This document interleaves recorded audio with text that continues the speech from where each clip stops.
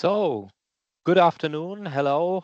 I would like to welcome you for the first webinar within the IHI Consortium project PHARMECO.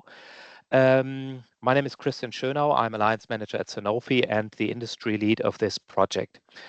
We will present to you today some insights on the PHARMECO project, which is headlined from SSbD to pilot scale. And we have 3 speakers this afternoon, which I will present to you in a second. First of all, I will give you a little bit of an introduction into the project. What is PHARMECO about? PHARMECO is a public-private partnership funded by the European Commission in the framework of the Innovative Health Initiative. And the project goal is to advance sustainable practices in the pharmaceutical manufacturing, as well as standardized sustainability assessment methods. The consortium currently contains 31 international partners, out of which 18 are public partners or small and medium enterprises, and 13 are Pharma and MedTech Europe partners. The coordinator of the overall consortium is the University of Ghent, today represented by Sarah Costas, and as the project leader, Sanofi acts, and I'm the representative of the project leadership. The total budget of the project is 45 million, as said, co-funded by the European Union, and half of it roughly is provided by the industry partners of this project. The total duration will be until end of October 2030, so the overall project duration will be 6 years. Next slide, please. So we will present to you, first of all, a general introduction into the topic called Why, What, Who and How by Sarah Costas from the University of Ghent. After that, we will hear an introduction into the safe and sustainable by design from the start topic by William McIntosh from RISE in Sweden, who's also the PHARMECO Work Package 2 co-leader. The third presentation will be about from innovation to implementation, presented by Bruno Bayon, my colleague at Sanofi from France, and he is the Work Package 6 co-leader. At the end, as long as we have time, and I would very much appreciate if we had time, we will ask your questions and try to give good answers to them. Thank you very much for joining the call today, and I would like to start with the first speaker. So I hand over to Sarah Costas for PHARMECO, Why, What, Who and How. Yes, thank you, Christian, and good afternoon, everybody. So I will start today with give some context on PHARMECO before then continuing on the what, the who and the how. In terms of context, so we all know that the conventional pharmaceutical manufacturing has a major environmental impact, and this tends to further increase. And according to a study published by McKinsey last year, it was shown that 50% of 50%, which is 25% of the emissions coming from pharmaceutical industry, can actually be attributed to the manufacturing of active pharmaceutical ingredients. We call it API in short, and these are actually the biologically active components in the medicines. So indeed, the manufacturing of APIs is very material intensive. So there are estimations that for the production of 1 kilogram small molecule API, one might need between 70 to up to more than 400 kilograms of material, which is quite substantial. Now, the biggest part of the emissions associated with the manufacturing of APIs actually come from the use of massive amounts of solvents, especially for small molecule APIs, but also the use of substances of concern. And also the fact that frequently for the conventional API manufacturing processes, these processes are far from optimal, which leads to high needs for energy, huge consumptions of water, and really significant amounts of waste being generated. And of course, the treatment and disposal of this waste then further contributes to the end-of-life emissions. And there are estimations that for small molecule APIs, the emission factor can go up to 1,000 kilograms of CO2 equivalents per kilogram API. This is substantial. You can compare it with, for example, 1 kilogram of bread. There, the emission factor is estimated to be 1 kilogram CO2 per kilogram bread. Now, most pharmaceutical companies have taken already beautiful initiatives to increase sustainability in the daily activities, mainly focusing then on management of energy and waste management. But there are some external pressures, let's say, drivers that really push toward more coordinated sustainability actions.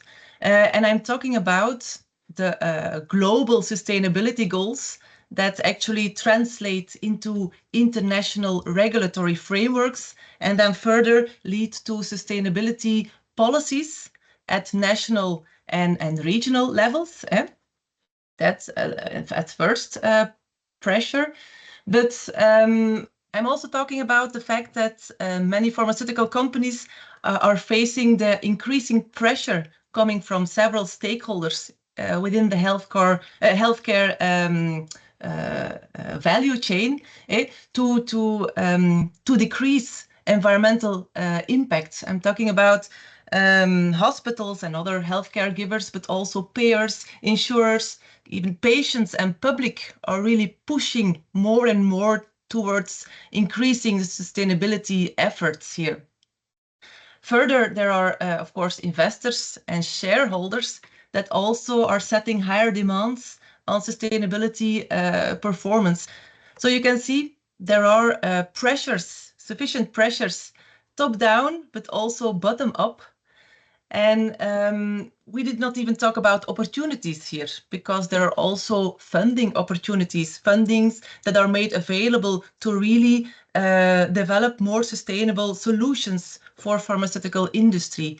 But if we want to achieve the global sustainability goals, actually the clock is ticking.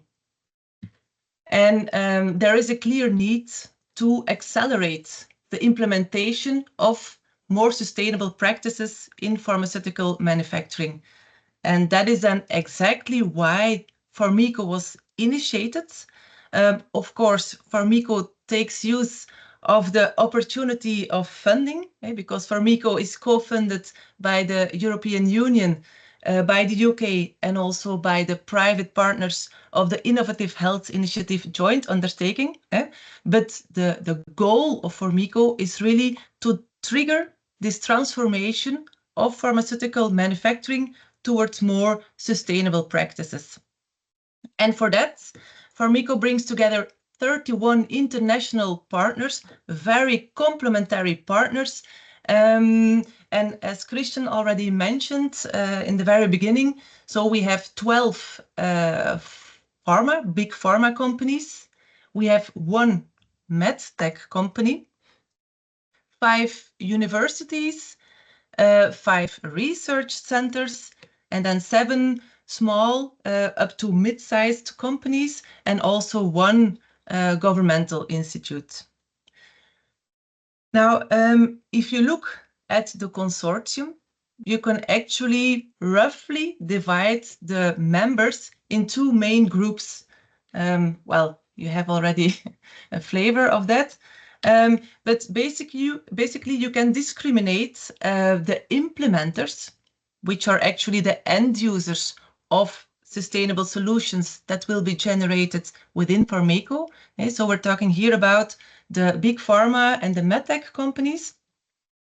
And these end users, they, of course, they have the know-how of how to develop a drug, how the manufacturing processes look like, what are the regulatory aspects, the quality and safety aspects, and of course, they have the infrastructure capabilities.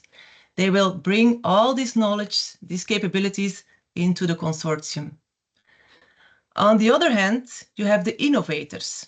These are indeed then the universities, the research centers, the small and mid-sized companies, the governmental institutes, and they translate the science into multidisciplinary technological innovations, process improvements that can be used by the end users. So the innovators bring to the consortium the know-how, so the technological know-how, but also the tools, expertise on materials, and of course also the network. Now, the beauty of having the implementers or end users and the innovators all together in one consortium is the fact that for the development of more sustainable solutions, you always have the end users giving input, giving guidance to the innovators. And when it comes to implementation of these more sustainable solutions, you have there the technological experts guiding this challenging, often challenging implementation of sustainability solutions. So that's why we are very proud of our beautiful and complementary consortium we have here. Now, for the coming 5.5 years, we are aiming for the following key objectives. First of all, we aim to integrate safe and sustainable by design principles in pharmaceutical manufacturing at all different stages. And for that, we will develop digital support tools for decision-making, but also for simulations to guide throughout the manufacturing process towards the most sustainable solutions or options. Further, we also aim to increase the uptake of more eco-friendly and scalable technological innovations and process improvements into manufacturing practices. And then, of course, finally, if we're aiming to increase sustainability in pharmaceutical manufacturing, of course, we will need to be able to measure sustainability performance of the end product. And at this moment, there are not yet standardized ways across pharmaceutical industry to measure sustainability performance. So this is also something that we aim to establish within PHARMECO. Now, how will we do that? To achieve these key objectives, we have organized ourselves into several workflows or work packages. And maybe it's also good to mention that this public-private partnership very nicely reflects in how we have organized ourselves. So we have these different work streams, and the leadership of each of these work streams is formed by a tandem of a public partner funded by the EU or the UK, together with a private partner. And so that's there actually also in the leadership, you already bring together the innovators and the end users. Also, the team compositions are very diverse. So you have the end users and the innovators all nicely working together. So this really allows that whatever we develop within the different work packages, that it can also be scalable and usable by the end users at the end of the story. Now, in terms of work packages, so we have, of course, the obligatory work package on coordination, management, and governance. But it becomes, of course, more interesting when we look at the more technical work packages. We have one work package on route design, and William will be very happy to give more explanation a bit later during the webinar. But the well, the aim in this work package is to develop methodologies that will help the end users to decide on the best possible route for the production of API. It can be a small molecule or a large molecule. And this work package really focuses on providing in silico solutions that the end users can use before any development activities would even start. The results coming from this work package will feed into three more hands-on, let's say lab work, hands-on focused work packages, which are aiming to explore more sustainable technology platforms for chemical synthesis, biomanufacturing, and decontamination. For chemical synthesis, the focus will be very much on process simplification and intensification. Of course, considering the transition from batch to flow, including innovative process analytical technologies. And there will be a specific focus on evaluating sustainability performance of photo and electrochemistry, mechanochemistry-based processes, water-based chemistry, and biocatalysis. This work package will also look into providing more sustainable solutions for the synthesis of peptides and oligonucleotides.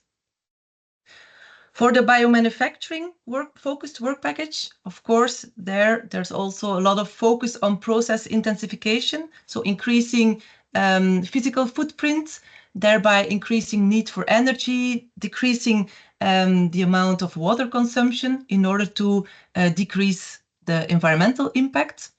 But further, we will also look into innovative fermentation and purification methodologies, and we will also explore alternative expression systems, in this case, a plant-based system. For the decontamination-focused work package, there we will cover the cleaning, disinfection, and sterilization processes. For the sterilization, we will definitely look into alternatives, for example, the use of supercritical CO2. But further, main focus is also on process intensification here, so to reduce the amounts of solvents, amounts of energy, amounts of water. The process improvements and technological innovations that we have proven to be more sustainable compared to benchmark, and that are proven to be scalable, and that are still of interest of the end users, of course, well, these will then be transferred to another work package 6, which is really on upscaling and the pilot manufacturing and upscaling. And there the goal is to really confirm this better sustainability performance of these technologies or process improvements. And Bruno will be very happy to tell you a bit more on this work package also later in this webinar. At the interface of these work packages, you see the sustainability assessment and steering work package. This is the work package that really supports all the work packages in terms of sustainability assessments, from starting at cradle to gate, but then also in a later stage extending to end-to-end. They will also create a tool that will allow us to do prospective sustainability assessments already very early on in the development process. We also have a work stream on the standardization and harmonization of sustainability assessment systems. And then in work package 9, we also have an activity that really focuses on addressing regulatory hurdles that we might encounter, because indeed, if you want to implement technological innovations in pharmaceutical manufacturing, then for sure we will encounter several regulatory hurdles, and the goal is that we also try to address this as much as possible. Well, not all, but at least that we focus on a selection of those to already address them for later on. I already mentioned that Work Package 2 and Work Package 6 will be addressed today in the webinar. But the work packages that will explore the promising sustainable technology platforms for chemical synthesis, biomanufacturing, and decontamination, well, these will be explained in more detail in the webinar of next week. And then our third webinar will take place on the 18th of June, and that will elaborate more on the sustainability assessment and steering work package, also on the sustainability assessment harmonization efforts, and on how to address the regulatory hurdles. Now, a few slides ago, I have shown that we have a very complementary consortium, and basically we have all partners, all capabilities in place to achieve our 4 project objectives. But if we are working towards the global sustainability goals, well, for that, we definitely need to work together sector-wide. So we definitely need to reach out to sector organizations like FPA, we have already done. We need to work together with other European project consortia to align, to see how we can join efforts. We need to work together with and align with regulatory and policy making bodies. I'm talking, for example, about EMA. We need to work together to align on best practices with other collaborative platforms like ACS, GCI, Pharmaceutical Roundtable, like BPSA or Nimble. So on ourselves, we can take very good steps forward, but if we really want to work, well, have impacts globally, then we need to work together within the sector, so sector-wide. I think it's clear that PHARMECO is a very ambitious project, and we are convinced that we will have impact, especially if we can work and align sector-wide.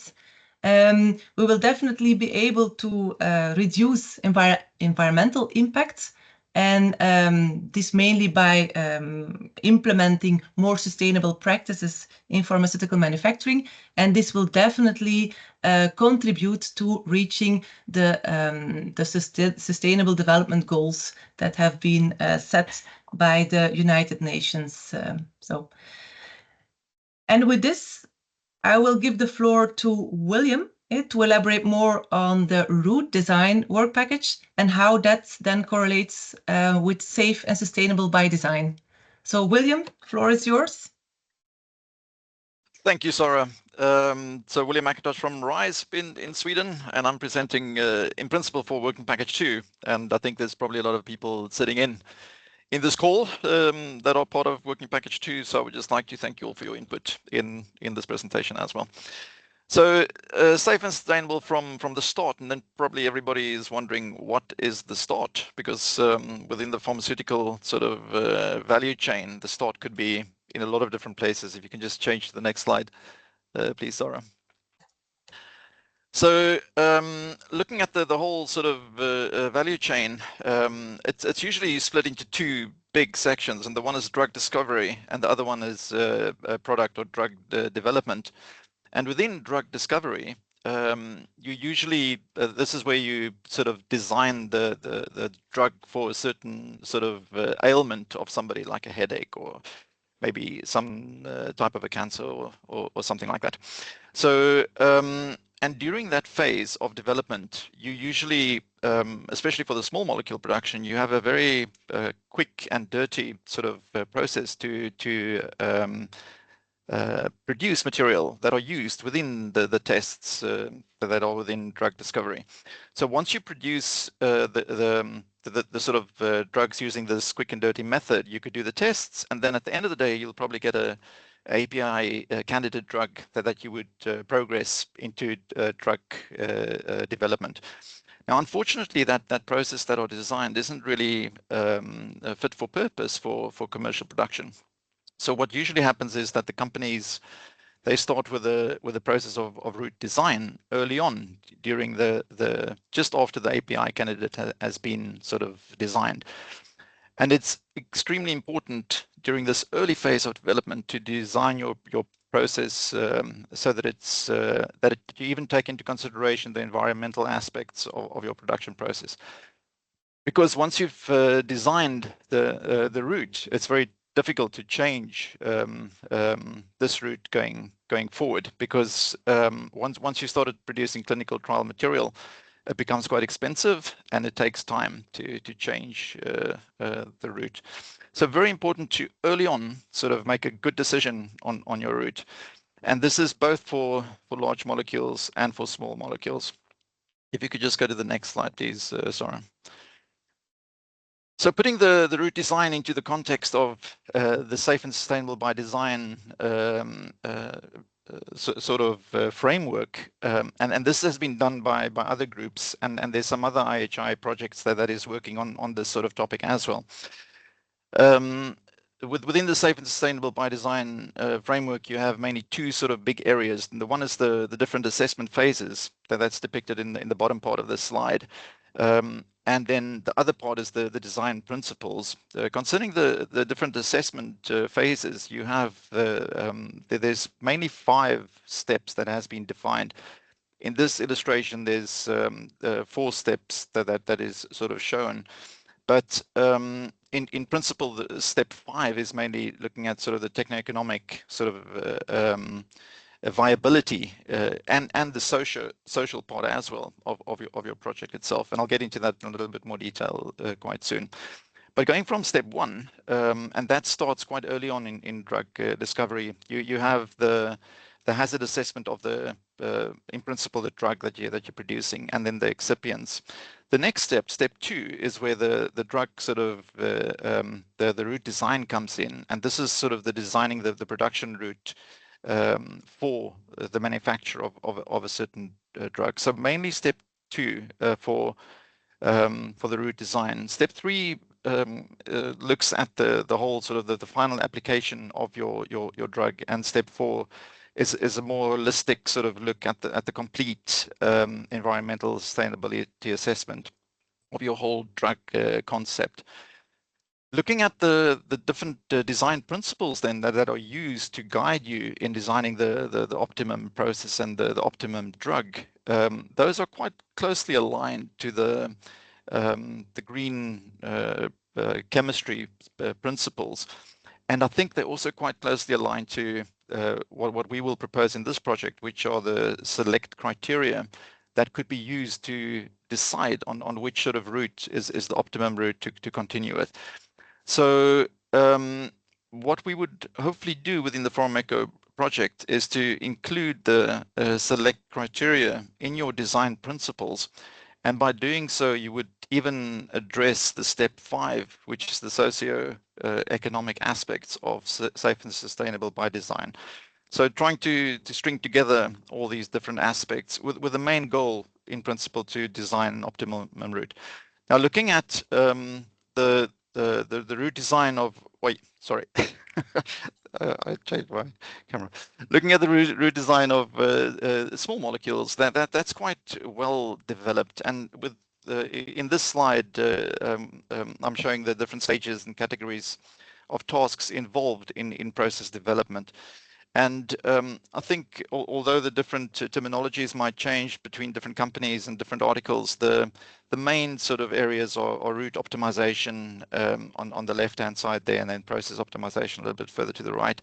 And within route optimization, you have the route design, which in principle are the areas mentioned there. The route mapping, which is usually in silico methods for retrosynthesis design. Then you have the route narrowing, and this is where we will be using the select criteria to make a decision on the which route to continue with. And then once you've made the route selection, then you continue with process optimization. And it's within the PHARMECO project, the working packages 3, 4, and 5 will be looking at sort of different technologies that could be used to within the process optimization as well. For instance, going to continuous processing. So this is for small molecules. What we found was for the large molecules, there isn't really a very well route design sort of methodology. If you could just go to the next slide, please, Sora.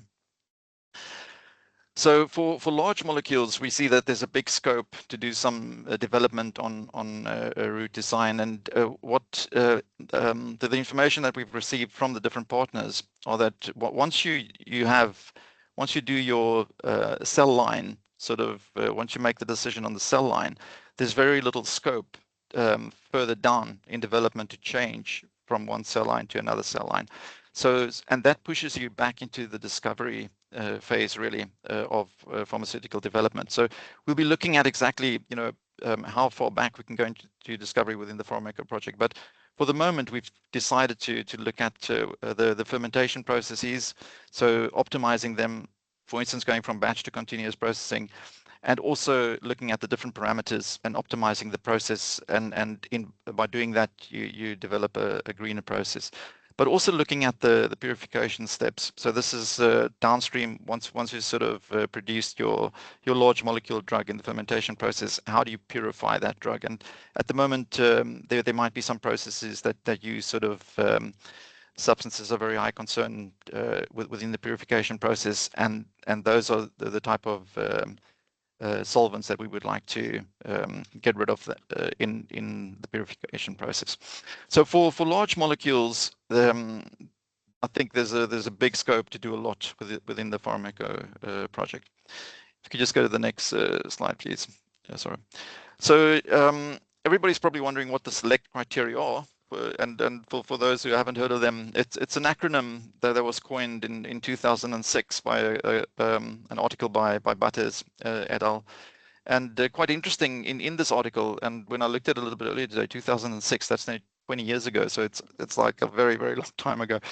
But the companies that were involved is AstraZeneca, JSK, and Pfizer, and all are represented really within the PHARMECO project. So it'll be good to blow a little bit of life into the select criteria and using them to decide on the different routes that are available early on.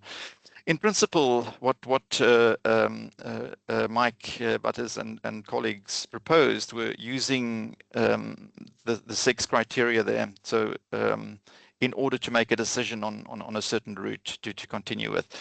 And the first sort of acronym there, the safety part, is in principle, it's both sort of health aspects during production, but also the process hazards, for example, if you're using explosive intermediates or materials.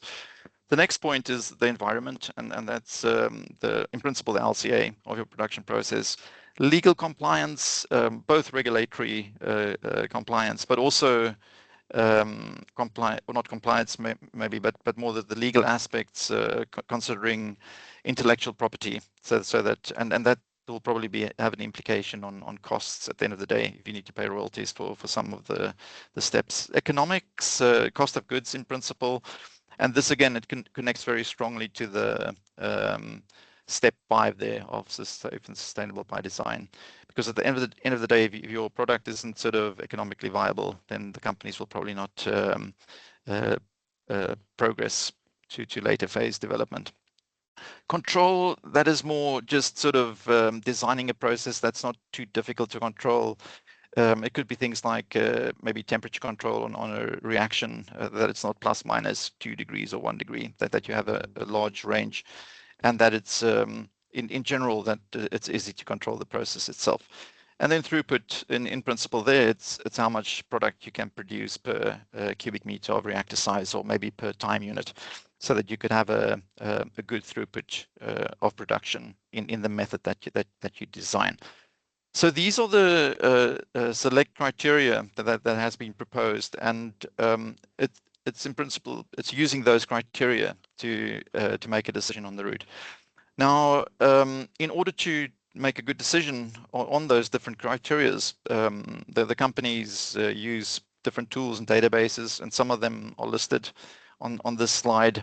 For instance, retrosynthetic tools for like setting up the different routes in the beginning. tox, there's a lot of very good AI and machine learning and in silico tools to predict the toxicological characteristics of the different molecules. LCA tools, even within the PHARMECO project, we will be developing tools within Working Package 7, and there will be a presentation on that later in June. Cost of goods, very important aspect as well to look at. And then the last point there is tools to facilitate a robust multi-criteria decision-making sort of methodology. And that's something that we found isn't, there are some of them out there, but we need to maybe make them a little bit more user-friendly and also more insight in how these decisions are made. So within the PHARMECO project, we will be developing a more robust multi-criteria decision-making tool that will be based on the select criteria. Different databases that are used, eco-friendly solvents. There are some databases where there's some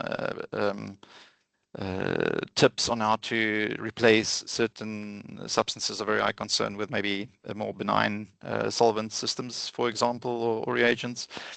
The third bullet point there concerning new technology is I think that'll be a very interesting database that will be created within the PHARMECO project, and especially looking at the other working packages where we will be developing new technology systems.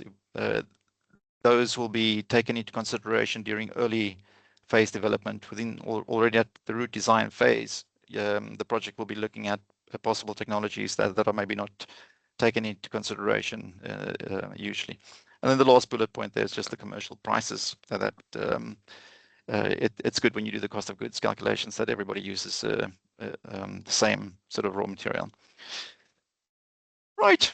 So you could just go to the next. Thank you, Sora. And so within the root design sort of part, and this is working package 2 or the PHARMECO project, and it's named there, safe and sustainability methodology and using the select criteria.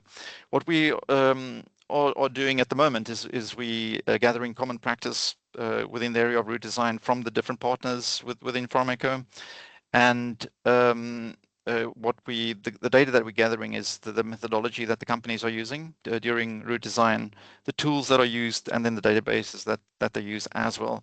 And then once we have sort of completed the study, which will be completed within the next couple of weeks, we will set up a proposal to how one could optimize the root design methodology and optimize also the tools and databases used. So in principle, that will be done within the next sort of probably a couple of years in the project itself. So optimizing the process and then setting up these tools and databases. And the outcome hopefully will be a refined select-based flow for sustainable, energy efficient and scalable API synthesis from early development stages and onwards. So this is sort of hopefully at the end of the day, after 6 years, we will have a very efficient way of doing root design, which would include both the small and the large molecules. And now, thank you very much. Sorry. Thank you very much, William, for a nice presentation. And we now move on to Bruno Bayon with his presentation about from innovation to implementation. Thank you very much. The floor is yours, Bruno. Yes, thank you very much, Christian, for the transition. So I will now talk about another important topic for PHARMECO. We would like to be sure that innovation at lab scale, so with sustainable processes, will be implemented in plants. So this implies a change of scale. We have to extrapolate the processes, but the effect of extrapolation is not the same for the different physical and chemical phenomena involved in a chemical or biochemical process. So that's why scale-up can be sometimes a tricky step in the development. So I can illustrate this by a very simple example. Imagine you have invited friends in your home for a little party. You can prepare a biryani dish or some bagels, for example. If you like to cook, it will be relatively easy. But if you want to invite a lot of people, so please next slide.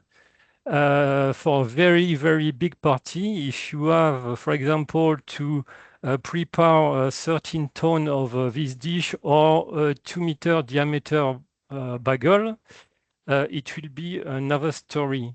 So, for example, you could imagine that this big bagel won't enter in the oven you have in your kitchen. You have to have a very bigger oven, but then some question will rise. Will the temperature be homogeneous in this big oven? Will the inside of this big bagel be homogeneously cooked? And you have also to imagine that you have to produce this big bagel every 6 hours, for example. So it's another topic. So next slide, please. So we have the same kind of question in chemistry and in biomanufacturing. When you move from a glass reactor at lab scale, maybe of half a liter, for example, and you move to the production plant, and you will have reactors of 8, 10, or even 15 cubic meters. There is a lot of difference to manage. A simple example is a mixing. Are you sure that the different components will be well mixed in an industrial reactor of 10 cubic meter? Heating and cooling. So you could imagine that heating or cooling half a liter at lab scale is easy. But when you have to heat or cool 10 cubic meters, for example, if you have a reaction that produces heat, you have to be sure that you will be able to remove this heat. And in a big reactor, it's not. Sometimes it's not so easy. The feeding rate, for example, if you feed a component, will you keep the same feeding rate than the lab scale, or do you have to adapt it? It's another question. So next slide, please. So the objective of the work package 6, or the work package dedicated to scale up, is to set up pilot lines to de-risk the scale-up and to validate the sustainable and innovating technology developed by the other work package at a larger scale. We have also to take care of the data handling and the analytical techniques to be sure we will be able to measure the different parameters to demonstrate that the sustainability of these new processes is increased. And the last point is we have also to demonstrate that these processes can be run easily in a GMP environment, so good manufacturing practice, which is the quality standard of pharma industry. So we have to be sure that we will have process that could be run in a GMP environment. So next slide. So this work will be done in a collaborative manner. We will have strong interaction with other work package, especially work package 3, 4, and 5, which are dedicated to innovation at lab scale, in chemistry for small molecules, in biomanufacturing, and in decontamination. We will also have some strong interaction with the work package 7 because the data we will generate will be used by work package 7 for sustainability and life cycle assessment. And we will have also interaction with the work package 2 because the data we will generate could also enrich database and selection criteria for the route design. Next slide, please. So the roadmap.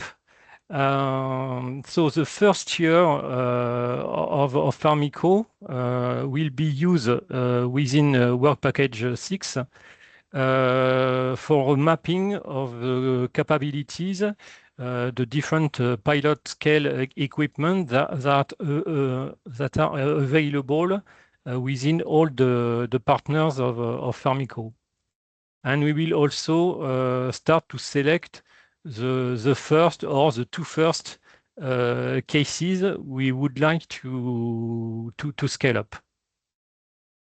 The second year will be focused on setting up pilots, trying to accommodate them to what we want to do, to adapt them.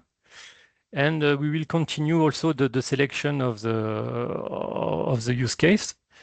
And so the rest of the project, starting from year 3, will be used for the scaling up and the selection of the last cases. Our ambition is to scale up 6 different topics, 6 different subjects, and we hope we will have 2 in synthesis of small molecules, 2 in biomanufacturing, and 2 for decontamination. So maybe you would like to know what processes we will scale up. So this is not known for the moment as we are at the beginning of the project, but I can briefly show what is studied in the work package 3, 4, and 5. So I won't go into great detail here, but I can mention some of them. If you want to know more about these 3 work packages, as Sarah said, next week we will have a webinar dedicated to these 3 work packages. But as you could see, there are several topics.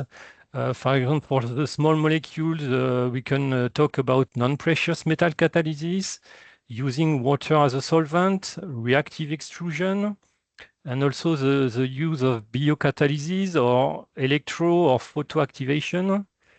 Or we have also improved peptide and oligonucleotide synthesis.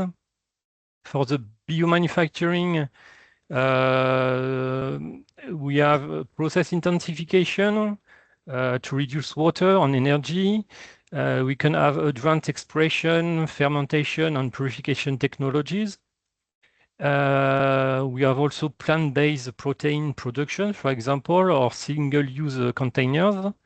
And for decontamination, we will have sustainable decontamination technologies, in particular critical CO2 that can be used as an alternative of ethylene oxide, for example, replacement of harmful chemicals, and also photocatalytic oxidation for wastewater remediation. So thank you very much, and I can give the floor back to Christian.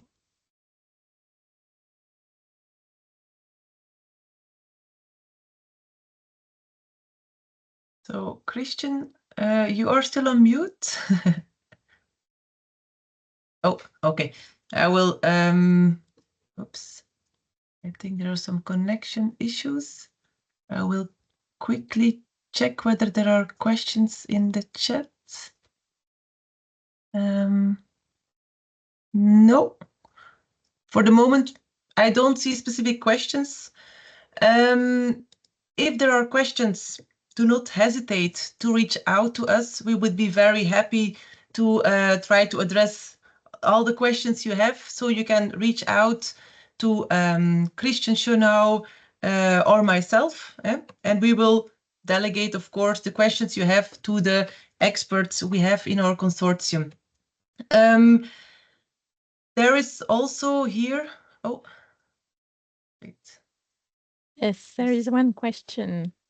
Yeah, go ahead, Fabienne. You can. An overview of available databases and tools was presented. Are there any that are still insufficiently developed?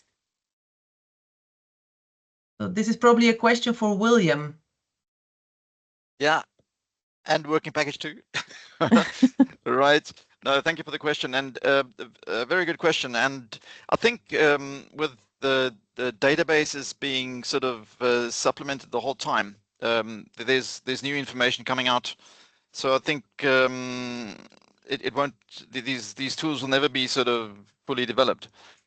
If you just look at sort of some of the tools, for instance, toxicological sort of evaluations, there's some very, very good tools that are being developed, and especially looking at large molecules. At the moment, maybe small molecules, those tools are quite well developed. For large molecules, I think there's still a lot of work to be done. But there is a lot happening. But there's also, when you're looking at the whole sort of select criteria sort of suite, there's a huge amount of different tool sets that could be used. If you're looking at like tools for cost of goods, tools for retrosynthesis analyses, so it's like it's a big area. But hopefully we will be screening all the different tools and making some proposals to the tool providers within the PHARMECO project if we see a need for improvements. Yeah, all right. Thanks, William. I also saw one question asking whether the slide decks will be shared afterwards. Yes, of course. I think by the end of the week, we will send the slide decks as well as well, a small survey just to see how you experienced our first webinar, because of course we are just starting. We are planning to organize many more webinars, so we want to, of course, keep on improving. So slides will be sent. I saw an additional question popping up. Yes, how I can read it. How do you plan to track product and process dependent CO2, water, and solvent use? Yeah, I think maybe that's also could be within working package 2.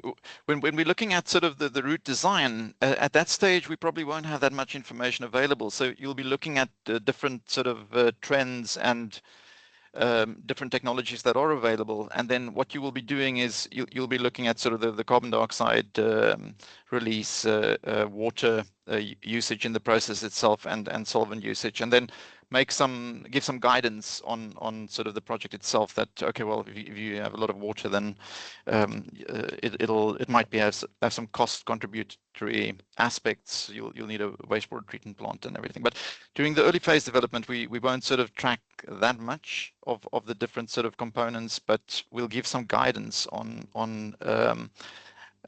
how to sort of minimize the use of solvents and even water, depending on where you are in the world. All right, thanks, William. An additional question I saw: how can the methods and tools developed within PHARMECO be applied to other sectors beyond pharmaceuticals, such as cosmetics or food? I think this is also an excellent question. Yeah. Okay, I will take this one, William. So indeed, what we are developing here is at this moment tailored towards the needs of the pharma sector, but I do agree that many of these tools that are being developed can be broader applied. And I believe that some of the partners we have within our consortium work also beyond the pharmaceutical sector. So definitely via these partners, the knowledge tools can be further, let's say, disseminated among other sectors, so others than pharmaceutical industry. So it's a very valid comment. So it is something that we will also look into in our, how do you call it, sustainability plan for whatever we develop within PHARMECO. So thanks for this question. I could maybe connect to that as well, Sarah. Just sort of, I think it works both ways. It's sort of, we can maybe share information from PHARMECO, but the other industries can share information that they have with the PHARMECO, you know, the tools developed as well. So it's like, it's not just the pharma sort of community that we will be looking at when looking at all these different methods and tools. Yeah. Thank you, William. All right. If there would be additional questions, because we are reaching already now 3 o'clock. So let me show. So we have the link here to our PHARMECO website, and also there you can find the contact information. So if there are additional questions, please do not hesitate to contact us. We will address your questions. We will connect if there are specific needs to connect and to discuss something. But we would also like to take the opportunity to mention again that next week we have our second webinar, as mentioned already a few times during the webinar today. So the second webinar will really elaborate more on activities taking place in the work packages 3, 4, and 5. So on the chemical synthesis, biomanufacturing, and decontamination innovations. So and then we have a third webinar scheduled on the 18th of June, and that is more elaborating on the sustainability aspects. So the sustainability assessment and steering, but also the harmonization and the regulatory processes in terms of addressing the hurdles. Also, the information on where and how to subscribe to these webinars you can find on our PHARMECO website. It's on the news link. You can easily click and register. Registration is necessary if you want to afterwards also receive the link and also the slides. All right. So I think from our side, this is it for today. I would like to thank all of you for attending our first webinar. And as promised, we will provide you with the slides afterwards on Friday, together with the survey. And thanks a lot for the speakers of today. So I think we are really ready to rock the coming 5.5 years. And please stay tuned for additional webinars that we will schedule. So thanks a lot for your attending here, and see you at the next webinar. Thank you. Thank you. Take care. Thank you very much. Bye-bye.